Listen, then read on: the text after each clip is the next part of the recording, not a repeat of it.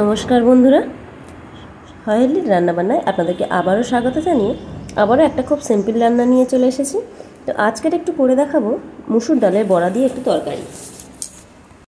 আর এখন যেহেতু প্রচণ্ড গরম আর এই সময় অন্য কোনো কিছু খেতেও খুব একটা ভালো লাগছে না, তো এইরকম একটা হালকা পাতলা রান্না দিয়ে ভাত খেতে আশা করছি খুব ভালো লাগবে।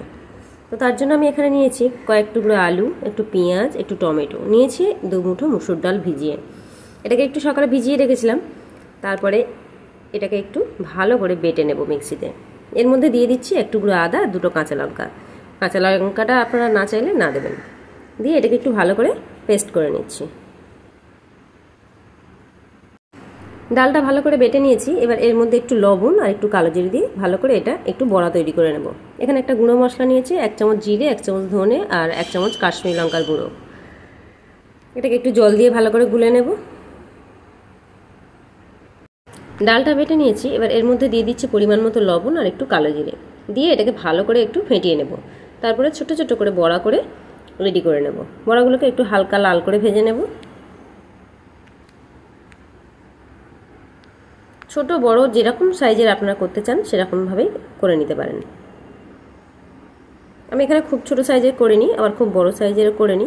তো এবার এইভাবে আমি ভালো করে ভেজে তুলে নিচ্ছি। বড়াগুলো আমি সব ভেজে তুলে নিয়েছি। আর সেই একই তেলে দিয়ে দিচ্ছি একটু গোটা গরম মশলা, 2টো কাঁচা লঙ্কা আর একটা পেঁয়াজ আর একটু তেজপাতা দিয়ে পেঁয়াজটাকে খুব ভালো করে একটু লাল করে ভেজে নেব।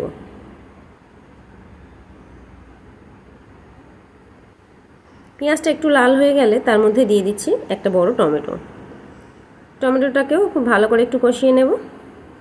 দিয়ে দিচ্ছি 1 চামচ আদা বাটা, 1 চামচ পরিমাণ লবণ, 1/2 চামচ চিনি আর দিয়ে দিচ্ছি 1 চামচ হলুদ। যে গুঁড়ো মশলাটা রেখেছিলাম সেটাও দিয়ে দিলাম। 1 চামচ জিরে গুঁড়ো, 1 চামচ ধনে গুঁড়ো, 1 চামচ কাশ্মীরি লঙ্কার গুঁড়ো দিয়ে খুব ভালো করে আলুগুলো কষিয়ে নিচ্ছি। আলুটা একটু কষানো হয়ে গেলে তারপরে দিয়ে দিলাম প্রায় 2 গ্লাস মতো জল। যেহেতু আলুটাকে আমি প্রথমে কুকারে সিদ্ধ করে নিয়েছিলাম, তো বেশি জল দেওয়ার দরকার হবে না। এবারে দিয়ে দিলাম পরিমাণ মতো জল। এখানে আমি 1.5 গ্লাস জল দিয়েছি আর মিনিট 5 ঢাকা দিয়ে রেখে দিলাম।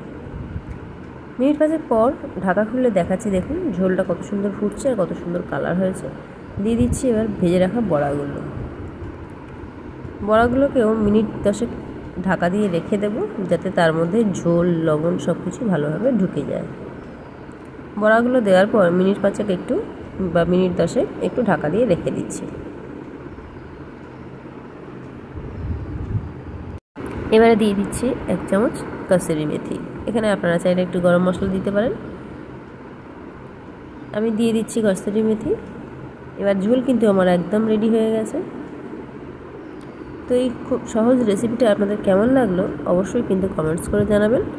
আর যদি রেসিপিটা ভালো লাগে থাকে তো প্লিজ আমার চ্যানেলটিকে একটু লাইক করবেন, একটু কমেন্টস করে জানাবেন কেমন লাগলো, আর একটু শেয়ার করবেন। যদি সম্ভব হয় একটু সাবস্ক্রাইব করে আমার পাশে থাকবেন। নতুনদেরকে অনুরোধ করছি আমার চ্যানেলটিকে একটু সাবস্ক্রাইব করে নেবার জন্য। আর যারা সাবস্ক্রাইব করে দিয়েছেন তাদেরকে অসংখ্য ধন্যবাদ জানাচ্ছি। তো দেখা হচ্ছে আবারও একটা নতুন কোনো ভিডিও নিয়ে। ততক্ষণ পর্যন্ত ভালো থাকবেন, সুস্থ থাকবেন।